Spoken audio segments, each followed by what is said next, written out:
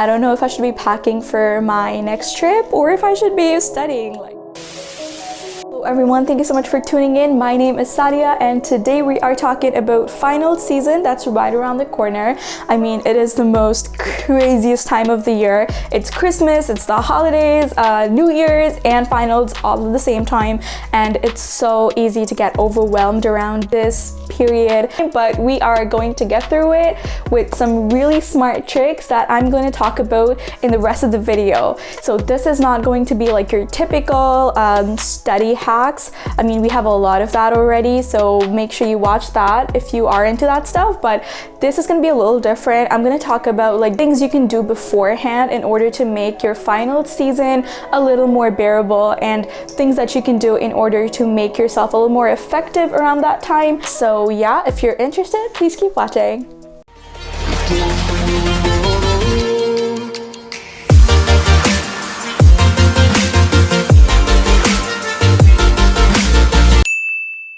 So tip number one is going to be, before you start studying, make sure you sit with a classmate or a friend you have in class and go through the notes from day one to the last day of classes or wherever you are in your semester right now, and make sure you have everything in line. Make sure you have everything before revising, because you don't want to get into revision thinking, oh, I know it all, but it turns out that you missed something that might actually come in handy during the exams or something like that. So yeah, that's going to be my tip number one for you.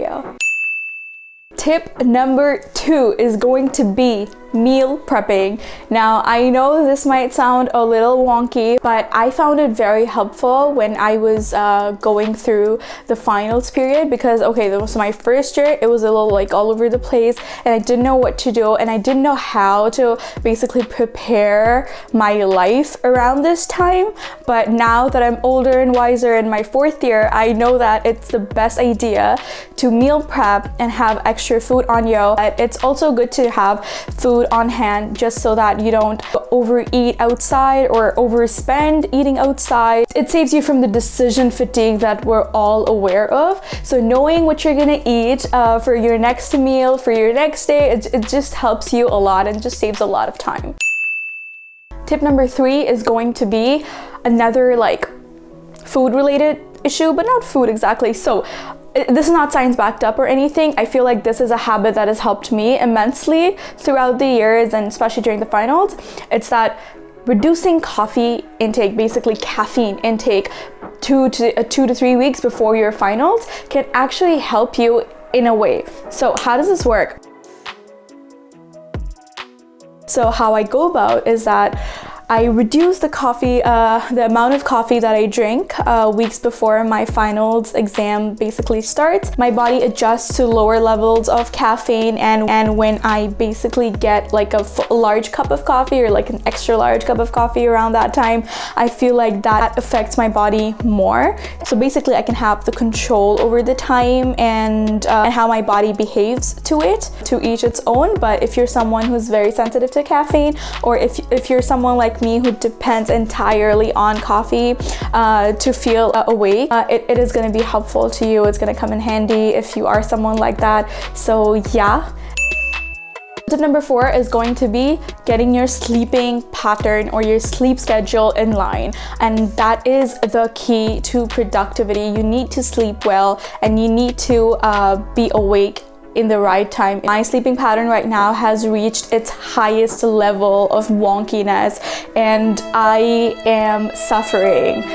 Let's just put it that way. So I went to my doctor and she suggested I should get some melatonin pills before I sleep, an herbal kind of a pill. I'm yet to get started on it, so yeah, don't quote me on that. If you're someone who has like a weird sleeping pattern or like a very off sleeping schedule, then you should definitely get help, a medical help if needed, because sleep is really important and it also affects your mind and your health in general. So this is a good time to get in line with that and get that sorted before final season strikes and you're pulling off all-nighters and it's just like going to be like a hell lot of a mess. Tip number 5 and the final tip for today's video is going to be doing your laundry beforehand. So during the finals, you need to be comfortable. You need to be wearing the clothes that you like. For example, this is my hoodie for the season. Like every year I have one hoodie that I'm gonna wear the life out of, and I feel like this is it for this semester. So I am going to make sure all the pants that I'm comfortable in, all the clothes that I'm gonna be wearing for the next 2 weeks, I have them clean and washed and dried. It's very normal to be groggy and in a bad mood around finals time, and the last thing you want yourself is to be stinking. So yeah, finals is a very intense time, and you should be able to do everything that is in your hand to make life a little more comfortable for those 2 to 3 weeks that finals is gonna last for. It's basically getting yourself prepared for your future self. Does that make sense? Thank you so much for watching.